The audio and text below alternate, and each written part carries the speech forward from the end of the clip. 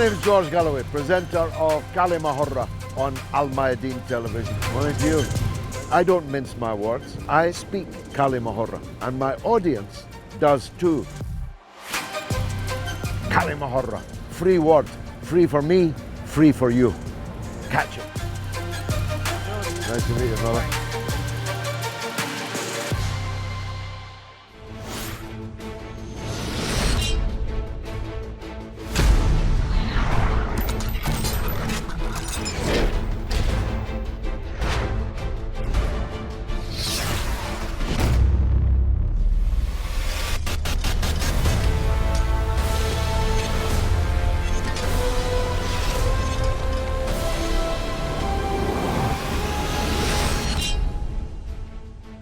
Welcome to Kalimahorra with me, George Galloway, on Almayadeen television, coming to you from London and discussing the war in Ukraine. In particular, the biggest terrorist attack that has occurred in the world since 9/11. The explosions on Nord Stream 1 and 2 pipelines in the Baltic Sea. So great is the release of methane, you can smell it in space. It's official. It has been detected in space. That's how much damage it has done and is still doing to the environment. You know who is behind the terrorist attack. That's obvious, not just from the old question, cui bono, who benefits, but from the absolute silence on the attack on the Nord Stream that has quickly enveloped the whole story. In fact, the authorities in Denmark said that although they were investigating it, took place off their shore, they would not be releasing to any country the fruits of their investigation because it dealt with issues so sensitive to national security that they could not be shared with any country, even Germany, their NATO ally, their EU ally, and of course the owner of the pipeline. So I'm not going to insult anyone's intelligence by seeking to determine who carried out the Nord Stream terror attack. Rather, I'm going to ask my audience of distinguished experts if this Nord Stream attack, if the supply of Russian gas to Europe was in fact fundamental to the reason for the Ukraine war in the first place.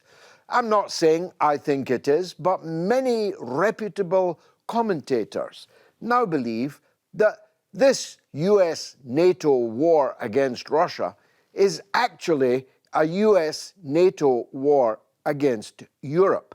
It seeks to fundamentally undermine the economy of Europe, place Europe almost entirely on their knees vis-à-vis the United States and ensure a monopoly, more or less, of American LNG, liquefied natural gas, to the European market.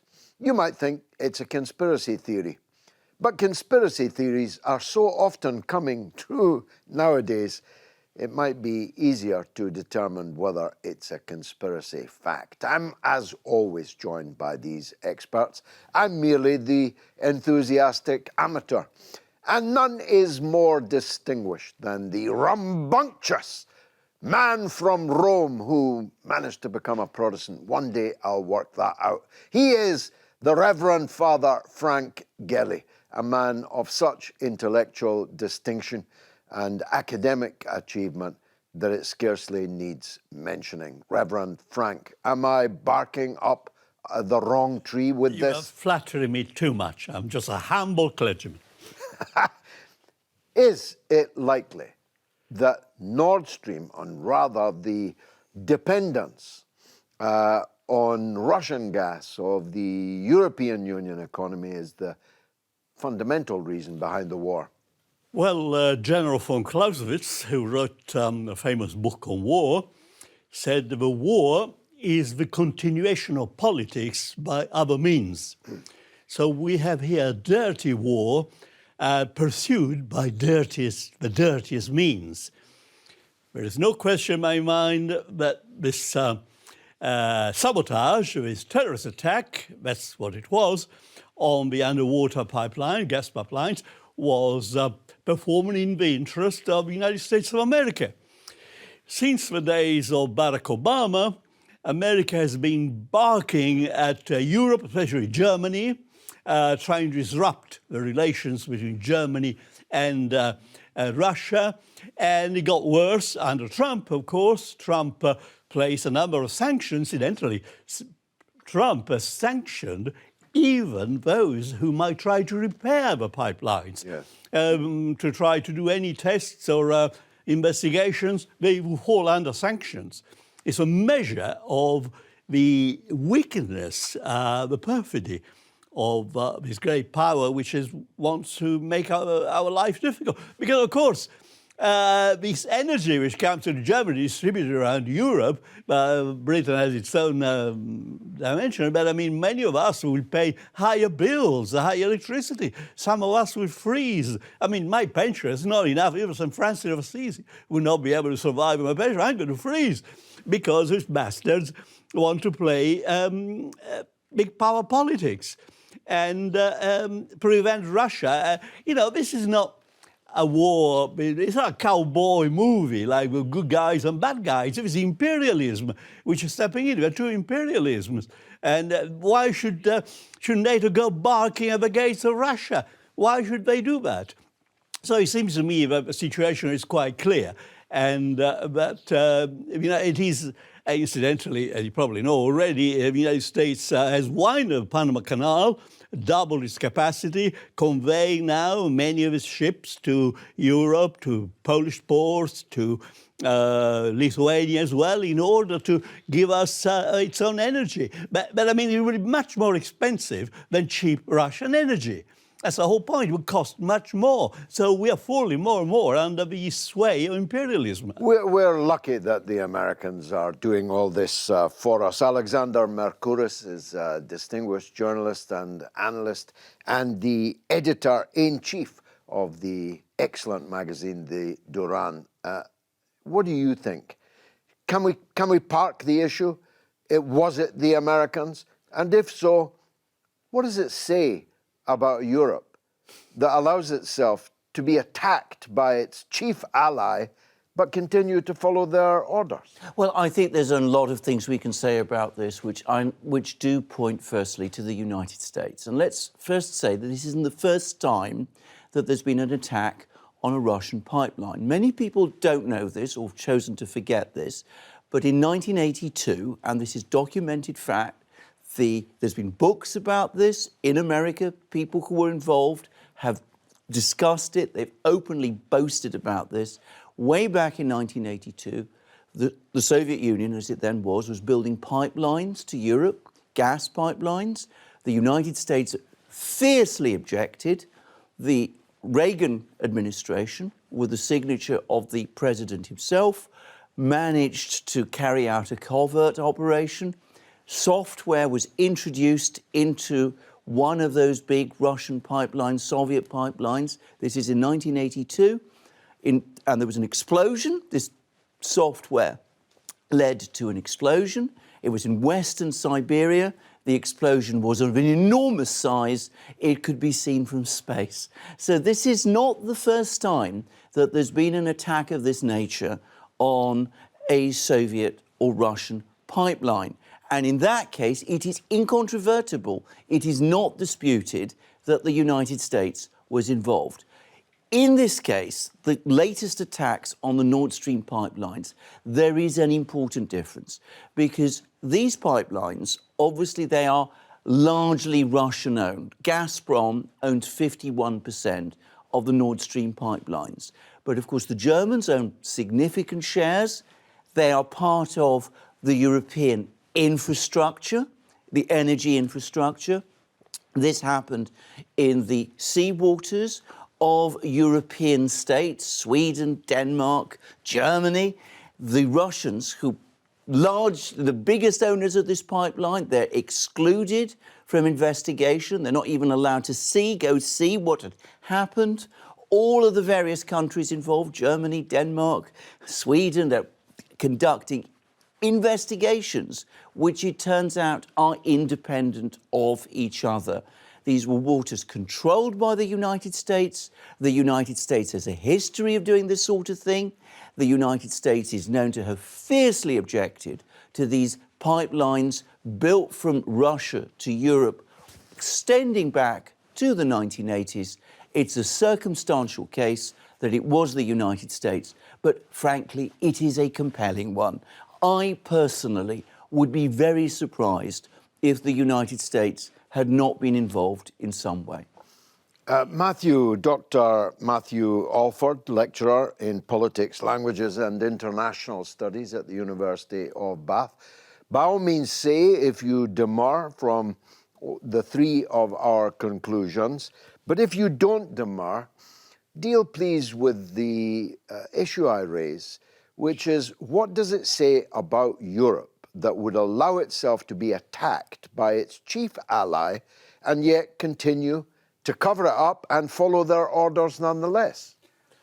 I think it says that Europe is accepting its role as a subordinate power in the same way that Britain has long accepted its role since the mid-1950s as a subordinate power within the world international system, playing second fiddle or third fiddle or fourth fiddle to the interests of the United States.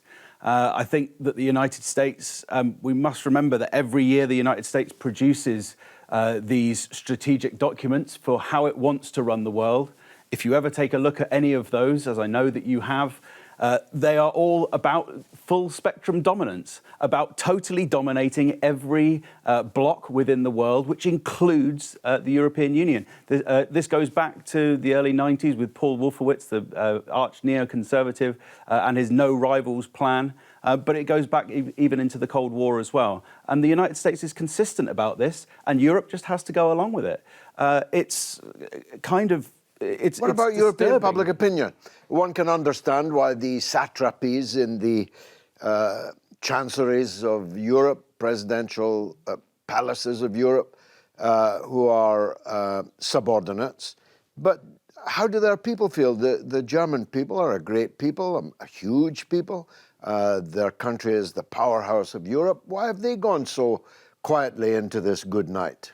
Well, I'm not sure that the people of Europe are going to be hoodwinked for that long, because public opinion can change when material conditions change, as they will, of course, over the winter.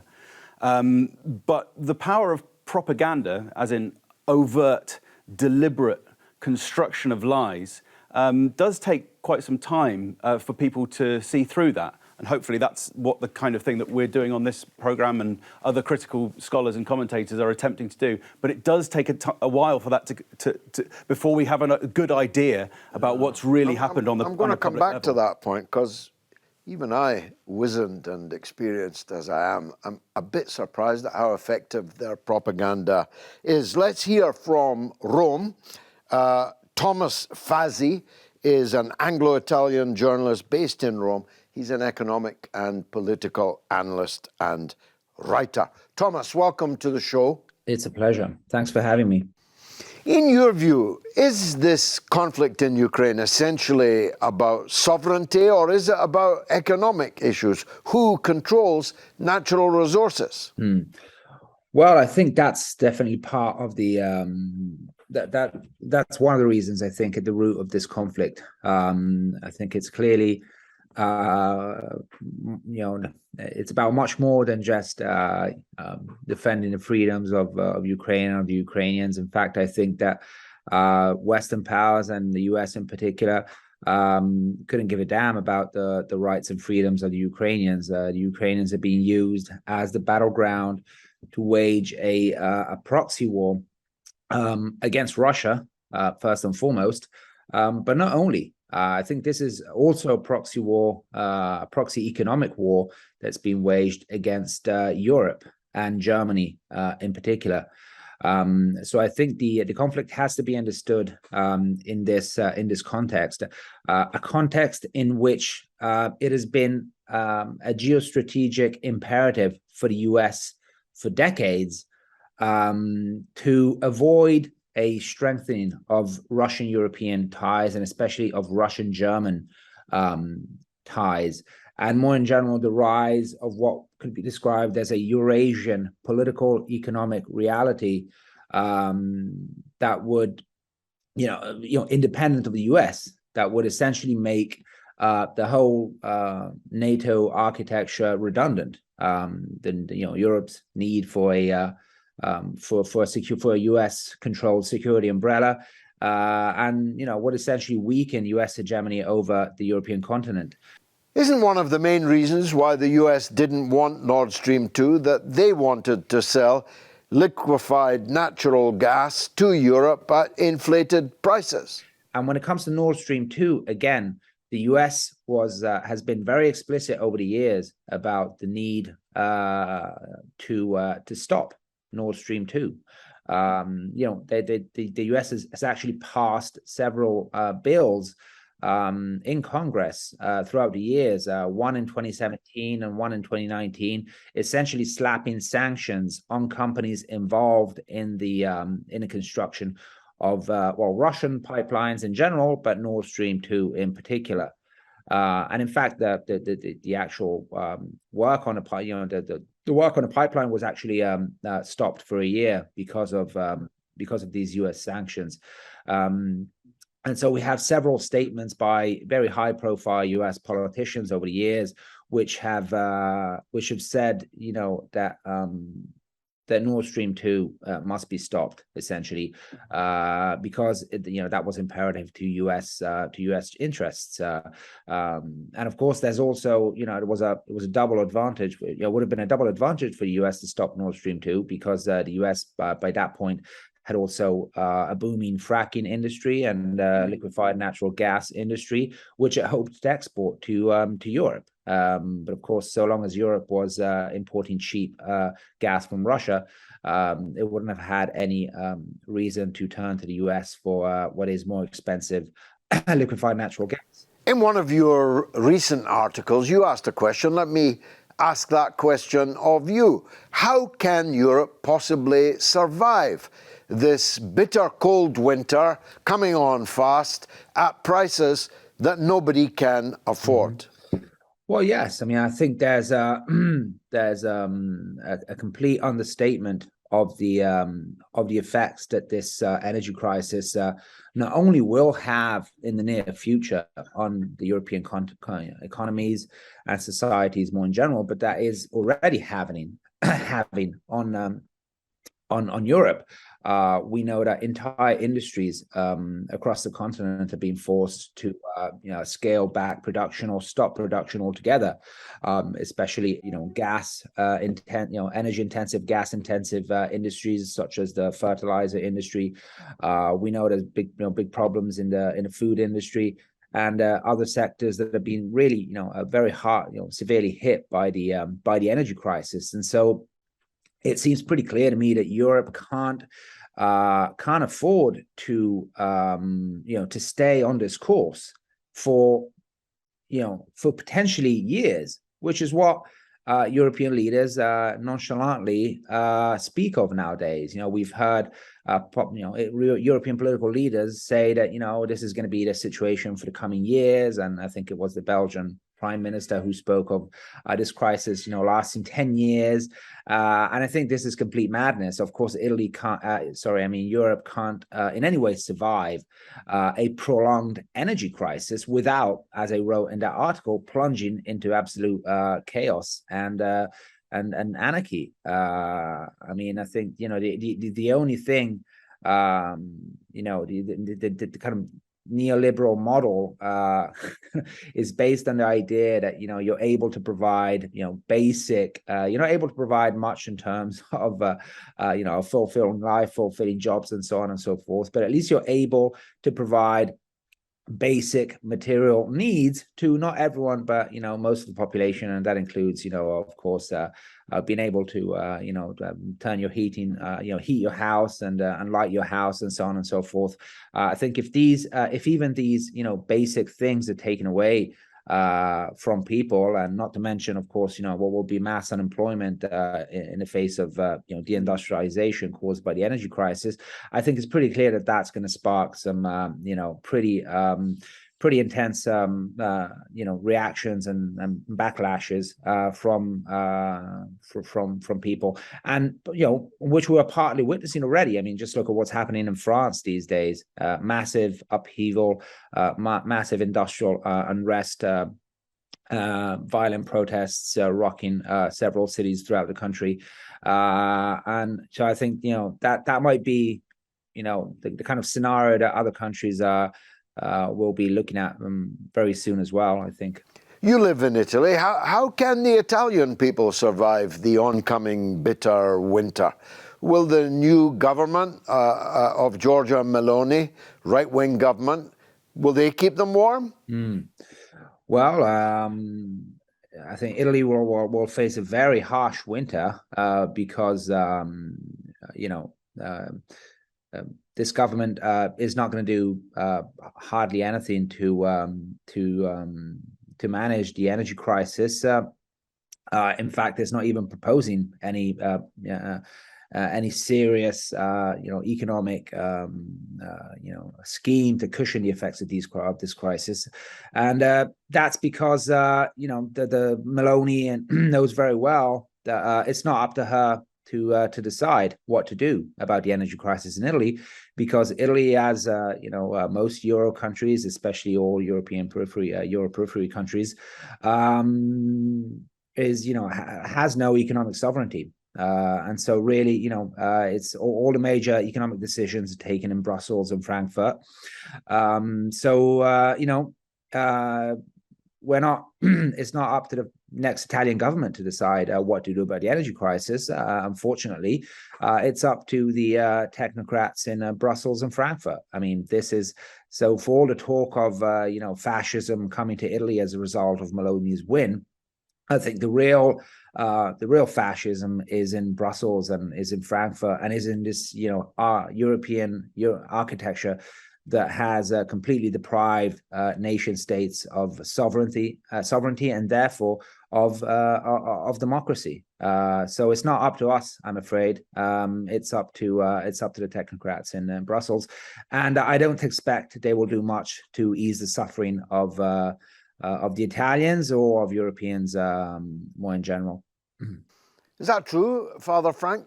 Your country has no economic sovereignty, and therefore whom it elects isn't worth a row of beans. The economic sovereignty point is probably correct, but I believe politics comes before economics. So there are political decisions which Meloni could take, and one is trying to break this pestilent consensus over the matter of Ukraine, trying to find a way ahead. It was even indicated by the Pope in one of his latest Angelus address on a previous speech which he gave to Jesuits in Central Asia, that you should try to find a diplomatic solutions. It is not a battle of good versus evil.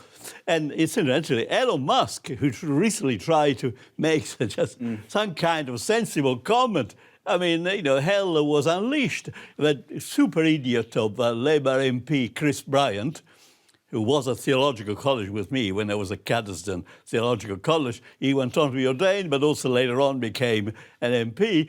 He was asking for sanctions in Parliament on Elon Musk. I mean, how absurd can we be? If it moves, sanction it. Yeah, that's it. That's the rubric. Yeah. But Meloni could, politically speaking, well, she has play a role. Yes, and she will, I believe. Incidentally, she's also a fan of The Lord of the Rings or Tolkien. Once again, that's the medieval fight and all sorts of monstrosities which we have to combat. So in that sense, maybe that's an allusion to the European Union. Much more of this coming up after the break. Stay tuned.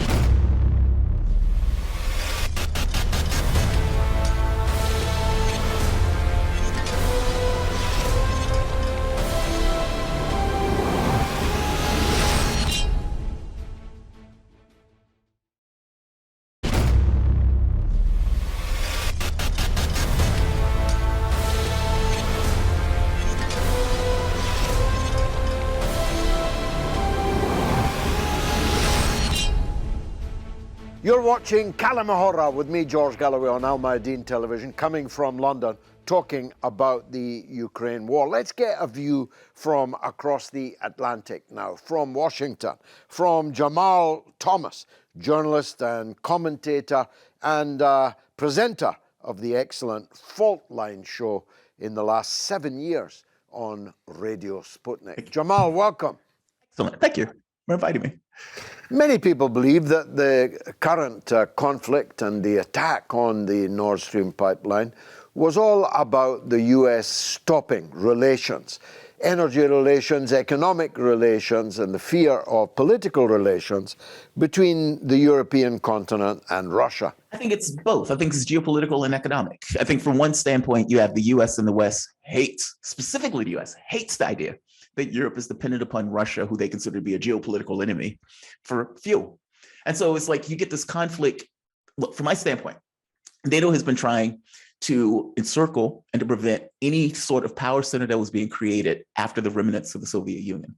And so that was the reason why, even though all of them understood we're not going to expand in NATO to the inch to the east, not only did they expand it an inch to the east, they expanded to the borders of Russia. And that's even going so far as to knock over the government of Ukraine in order to use it as a tip of a spear to do so. I think a lot of this has to do with geopolitical interests and economic interests, and they were kind of dovetailing in with one another. In one sense, the US, look, even though they came up with a policy of containment, what they ended up doing was basically pushing Russia and China together, which created more difficulties for them. I think there's this understanding that this kind of hegemonic control of the world is basically shifting and changing. And they're taking this kind of proactive, aggressive action in order to try to stymie it. But I got to be honest, in doing so, they're making their situation that much more worse. And it seems to be willing to eat through Europe, even if it means in order to get to Russia. All of this has basically come to naught. I mean, less than naught. The US is dealing with economic numbers that are utterly abysmal, not to mention job losses and everything else that are expected. Europe is no magical door to get itself out of that situation that it is in at all. And at this point, it's dealing with economic and political degradation as a result. I think it's both. I think it's geopolitical interests and economic interests. And I think those things are dovetailing to the detriment of Europe. And for that matter, even to the detriment of the US in regard to this notion of power projection that they typically ran with. It's both. Well, you say both, but I mean, it's inescapable, really, that the one beneficiary of this whole mess is the United States of America, your country. The reality is the Ukrainians have lost, the Russians have lost, the Europeans have lost, second to the Ukrainians only, and the only people who benefited is the US. Isn't that correct? Agreed. 1,000% agreed. I mean, if you look at what's taking place, it's almost as if, and you hear the complaints now, you hear France complain, oh, we're supposed to be in this together and you're charging us so much for this fuel. And it's like, what did you expect? I mean, it became clear early on that there was a difference in regards to the damage that the US was taking versus the damage that Europe was taking. And they still kept running towards that cliff. And so you're seeing this kind of weird deindustrialization of Europe. Not only can they not afford the gas or the oil or energy prices, but they're also stuck with issues of food because energy basically affects everything else. So as the US dollar is strengthening, you have the pound that is falling through the floor, you get the euro that is basically collapsed, and you get industries that are in Europe that are basically potentially leaving. I mean, they're talking about a deindustrialization of Europe where companies either collapse, close up, or for that matter, move to the United States where they can pay less in taxes, or for that matter, less in energy costs. Europe is taking a massive hit for this. I mean, roving blackouts in Europe, think about that. Like, this is not, I always say, this kind of far off place in Africa. This is Europe. This is supposed to be this kind of economically dominant peer of the US. And at this point, it doesn't look like that. What it looks like is you're going to get alternate economic systems like the Shanghai Cooperation Agreement, or for that matter, BRICS. And these organizations are basically raveling this hegemonic control that the West basically had. That's over. I mean, even when you look at Reuters made it very stark. Whatever the issues they're dealing with this year, if they can magically get themselves out of it, next year is worse. Isn't anarchy a potential outcome of all this? After all, if people can't survive, can't heat their homes, can't feed their families, keep a job, isn't anarchy on the agenda? Well, I don't know about anarchy. I mean, definitely protests. Definitely you're going to get people very angry. I mean, you can see it now in Prague, for example, protests in Prague. France, protests in France. Of course, they tried to ignore it, but those protests are there. You get governments collapsing. So the Italian government, Draghi, basically fled the ships like rats fleeing a ship. He didn't have to leave. He left because he didn't want to deal with the damage and be responsible for it. Meaning you're getting political destabilization as a direct result of what Europe is enduring. And even the Italian government, I mean, they're talking about what? They're going to have to live on 68 degrees. Basically, they're turning the temperature down. They're talking about hundreds of thousands of businesses shutting down. I don't know if it's anarchy, but it's going to be consequences. Look at Britain, look at the pound. The pound is basically falling through the floor. It is near a parity with the dollar. The pound used to be, £1 used to equal to $2. That is a direct result of what these guys have basically chained themselves to in regards to the US. I don't know if it's anarchy, political destabilization, yes. Riots, potentially, yes. Protests, absolutely. Are the Americans laughing at us as they see Europe volunteer to commit economic suicide, to lose everything to the United States? That's a weird, like, that is more of a question for Europeans, right? Like, I've asked people in Europe, like, why do you do this? Like, it is absolutely clear that you guys are taking a hit for this and you have no way out for this. And their response is, well, the US is the leader of this stuff and we follow the US. From our standpoint, I don't even know if Americans pay that much attention to foreign policy unless it directly affects them. And so you don't really hear too much conversation about, especially in our media, how bad Europe is taking. It may come up, they may talk about it a bit, but you must understand, oftentimes the way that this stuff is talked about in US media ignores all of the reality of it, and it drops all context. So from their standpoint, Putin did it. You guys started an economic war. You expanded NATO. You didn't fulfill the Minsk agreements. You decided to knock over the government of Ukraine and put NATO in the Constitution. And if you're going back, William Burns, net means net. William Burns back in 2008 was very clear.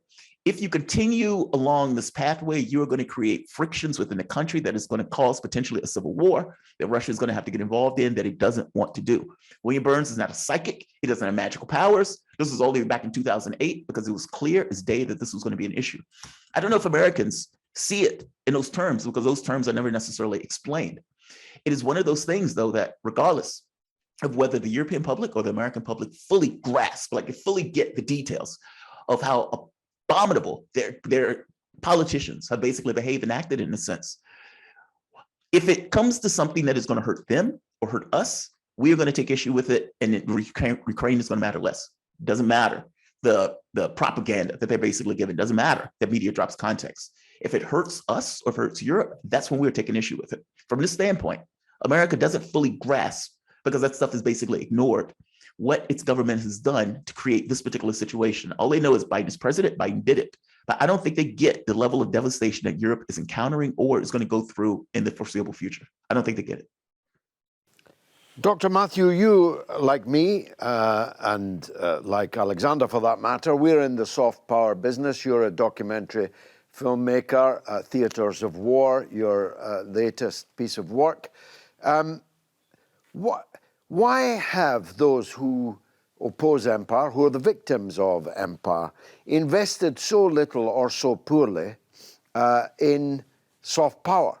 Because as Jamarl explained that, I thought, fantastically well, it's amazing that not everybody in Europe is marching behind us right now. I completely agree. I think the United States has got a very long history of being extremely good at telling stories. And I think it's been accepted around the world that the United States, through Hollywood and through its dominant media systems, we defer to them to do that. We allow them to provide those stories. I mean, I think there's something interesting about the representation of Russia, for example.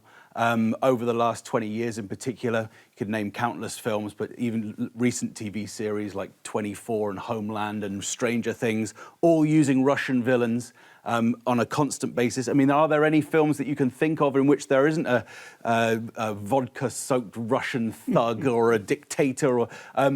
So there's a real mood music constantly of Russia being this implacable foe, and that their leaders just simply cannot be negotiated with. Despite the fact, sorry to interrupt, that Russia helped to save Britain's ass during World War II. Of course, yeah, and Russia is often airbrushed out of World War II histories, at least the popular histories, and so it means that we're set up with this situation where culturally we see Russia almost. We don't really associate Russia so much with the ballet. We associate Russia with these horrible political and military acts, and of course, all great powers do horrible military acts, as Russia has, but it's a very dangerous situation where we have culturally the idea that that Putin, the Russian government, and the Russian state as a whole is simply, there's nothing we can do about it except for to attack and repel them purely by force. It means that we can never really, until we get over that as societies, we can never really enter into a discussion about what the future is going to be of Europe, of Ukraine, short of just two or many different blocks smashing together, and there's going to be an explosion there, and with no real. There's going to have to be a very clear loser. Alexander, all of that was explicable when Russia was part of what was, for a time, an existential threat to the capitalist way of life. When the Soviet Union commanded a huge land mass and a big ideological following in almost all countries. But Russia is now a capitalist country. Moreover, a Christian capitalist country. Why do they hate it so much? Why indeed? Well, I think it's not just Russia, and I think before we discuss that, there's a few points I want to make, which is that we mustn't underestimate how radical the change in America's relations with Europe we are now seeing. Historically, during the Cold War, the United States consolidated its bloc in Europe by allowing the Europeans a fair degree of political space and by ensuring that Europeans had higher living standards, material living standards, than the other side. Now, what we are seeing, and it's entirely concerted, is a steady attempt to restrict both that political space and also sacrificing European living standards. So if you go back to the Iraq War, which of course you know incredibly well, Schroeder and Chirac, leaders of Germany and France, opposed the United States over the Iraq War. You go back further, Margaret Thatcher opposed American attempts to build gas pipelines between the Soviet Union and Germany. She was opposed to the Americans. She was actually supporting these pipelines. Go back further still, you have de Gaulle speaking out against the Vietnam War. All of that has ended. The United States no longer tolerates political leaders in Europe who speak out in that fashion. And one has to say this isn't just that the political leaders in Europe have changed. Of course they have. But this hasn't happened by itself. You can see that in the media as well. The media, every year it becomes more restricted. Every year social media in Europe becomes more restricted. The window of political debate is getting narrower all the time. Reverend, Alexander mentioned that Russia makes its own political choices, and that's difficult for the US to accept. Wasn't one of the most significant of those the decision not to allow the Syrian government and its capital, Damascus, to fall to the dark forces of ISIS and Al-Qaeda and the alphabet soup of Islamist extremism? Wasn't Russia coming to the defense of Syria unpardonable in Washington? Yes, that is another sort of move in this geopolitical sphere. Russia's support of the Damascus government did cross the United States a great deal. How dare they interfere in our backyard? I think that Russia played a very positive role there by confronting these extreme forces, which represent only a small section of Islam by using some of local malcontents and so on. But that is part of this geopolitical. So, but I think you got to come down to reality, to realism here. We got to defend the rights of people see the rights of Europeans and don't want to freeze to death. And America, who was the late lamented Colonel Gaddafi, said America's number one enemy of humanity. Now, I don't agree with that. I think America is probably number 3 world enemy of humanity. And I'm not going to mention who the first 2 are. What a great pity. That would be a scoop, I think. I will be in trouble. Matthew, but I'm trying to get at why they hate Russia so. Isn't it the key point that Alexander made, that 2 key points. One, that Russia makes its own decisions. It does not accept orders from the United States. And 2, its ever closer relationship with China. I mean, China and Russia are now effectively one country, economically speaking, certainly. Militarily, undoubtedly, if pushed too far. And therefore, we see looming into view, don't we, what Orwell wrote about in 1984, a permanent state of we have always been at war with East Asia.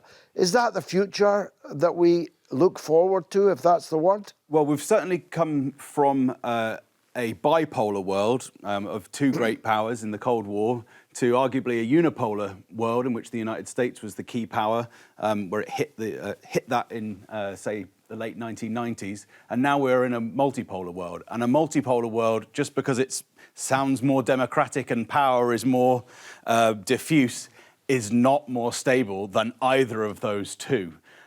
Whether that is the same as Orwell's 3 great powers constantly trying to jostle with each other, I'm not sure if we'll quite get to that stage. I would say another thing about the reason why the populations of the West are struggling to conceptualize an idea of coming out of this, or to strengthen their opposition to the United States, I think is also about cultural attitudes towards nuclear weapons. Because I think it was very, very clear during the Cold War that nuclear weapons were completely unusable, they mustn't be used, they're extremely frightening, and that they were a major problem.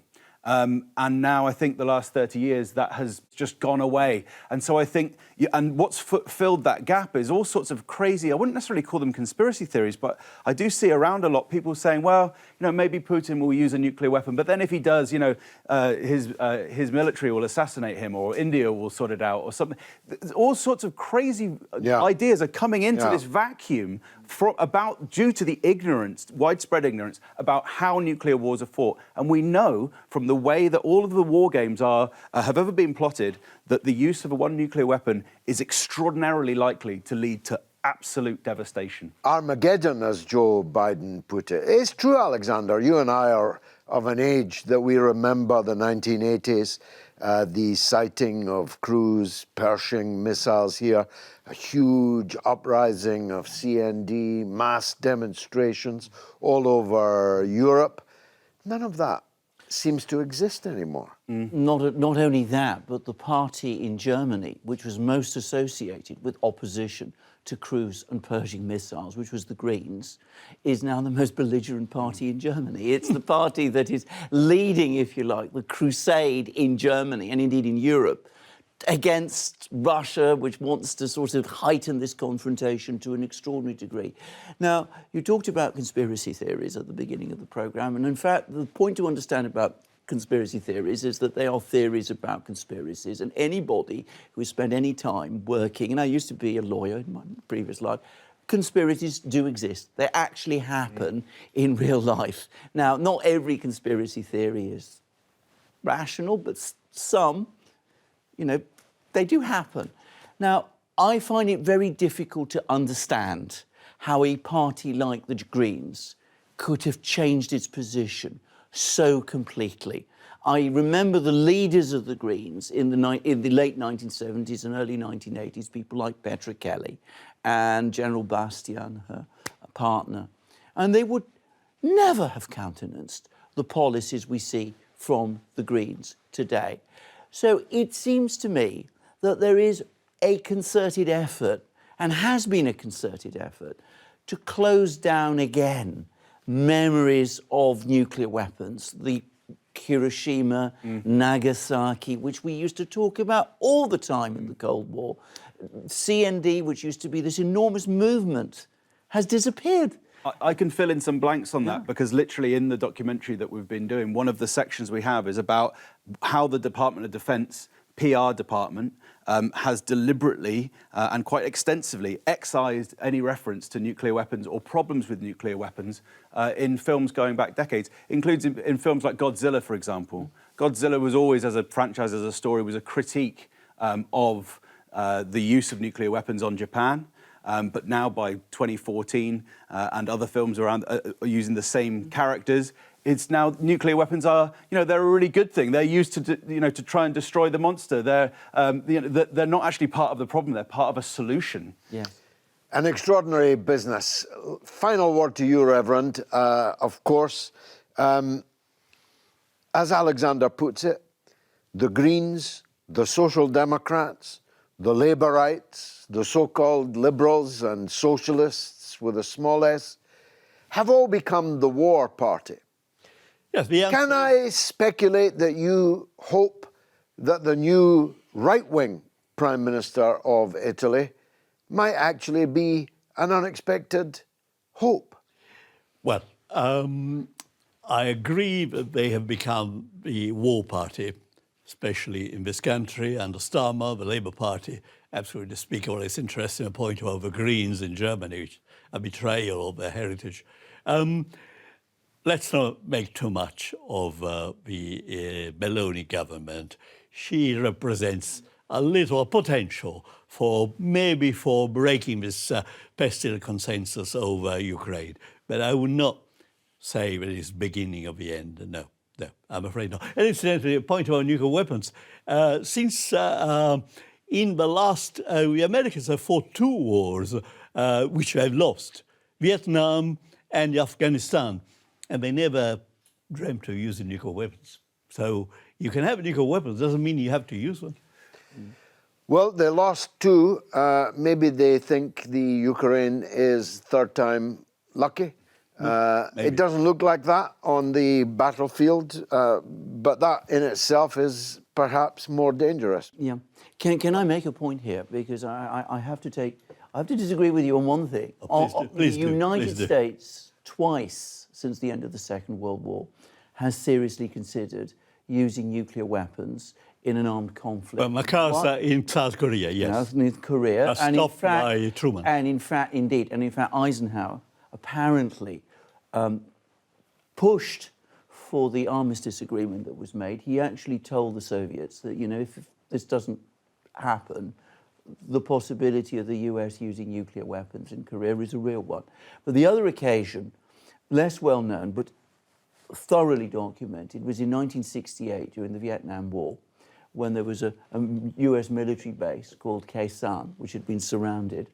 And the US military, General Westmoreland, who was the commander, did undoubtedly consider using tactical nuclear weapons in that particular battle. As someone said, the war is too important to leave it to the generals. Indeed. So they were overridden. Having heard all this, maybe we were lucky that the Nord Stream pipeline was only hit by 100 kilograms of TNT. It could have been worse. I hope you have enjoyed this discussion, if enjoyed is the right word, about issues so momentous. I've been George Galloway.